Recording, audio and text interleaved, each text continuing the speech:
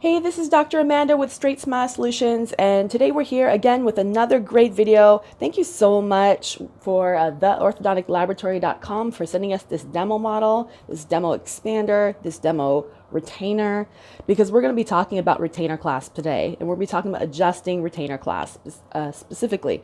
As you can see, I have my two trusty pliers here. This is my three-prong plier. Why is it called three-prong? Because it has three prongs, right?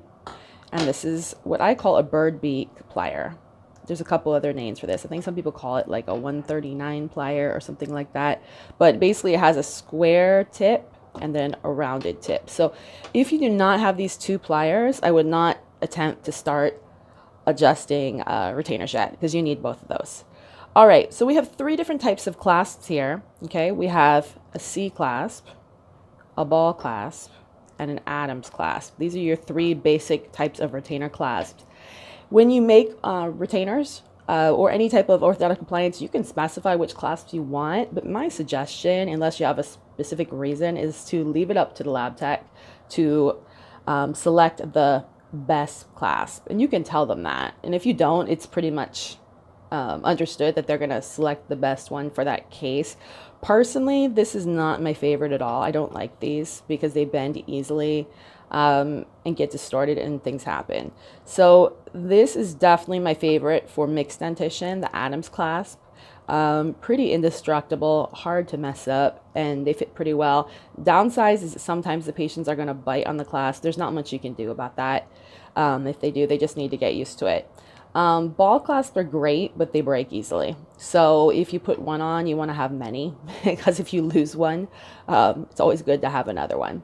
But besides that, the only other thing you got going on here that needs to be adjusted is the labial bow. And this is totally adjusted wrong, the way this came on this model, or maybe someone was playing with it already. But this is definitely not, granted the teeth are chipped, not where it should be. So it's over adjusted. So, but today we're going to be focusing on these three clasps. So basically, in a nutshell, this is the way I adjust them, and everyone might be slightly differently. Do this. Woo! This one is tight. If I can get this. Whoa! Great fit. Orthodontic lab. There we go. Got it off. Okay. That's a great sign if it's tight. All right. So to adjust a C-clasp, I just tighten a tiny bit right here.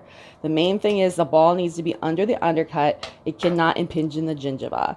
And when I try retainers in, the first thing I'm going to do is snap them down and check the gingiva and see if they are, engaged or impinging the gingiva at all. Because start there, okay? And once you're kind of out of the woods, then make sure it's seating fully. The acrylic needs to be fully seating. If it's rocking or anything like that, it's not ready yet for adjusting. So before you start messing with the clasp, you want to make sure that your retainer is actually seating and seating comfortably. Once you get it seating and it's a little too loose, then you can start adjusting the clasp. So this one's an easy adjust. This one's also a pretty easy adjust. You're just going to use your three-prong, okay? And you're just going to tighten it just a tiny bit right there at the little bend, okay?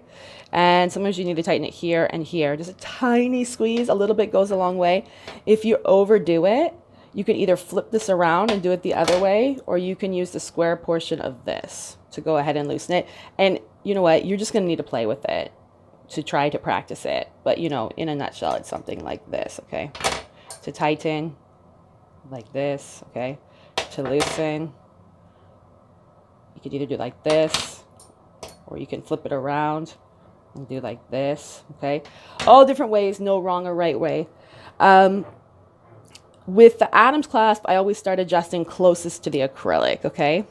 And if you're trying to tighten it, I'm going to squeeze like this and this, both spots, okay? If you're trying to loosen it, the opposite generally, okay? But remember, this will often interfere with the occlusion, but not a huge deal if it's in mixed dentition. So that's pretty much it. That's how I adjust retainer clasp. It's going to take a lot of trial and error for you to learn how to do this more ideally. As for the labial bow, that's a whole, it's a lot more challenging, okay? So, hopefully your labial bows are coming ideal for sure. And if you're using this just for a functional appliance for ortho, it's probably not a huge deal at all to have the labial bowl, contacting and ideal. But if you're using it for actual retention, it is a huge deal. So hopefully we'll get to that at a later time. All right, have a great day. Thanks for listening to our video. And as always, visit StraightSmileSolutions.com for more information or for suggestions on what you want us to teach or review. If you're looking to increase your orthodontic production, do visit us. Visit our whole video library and all our YouTubes. All right, have a great day. StraightSmileSolutions.com.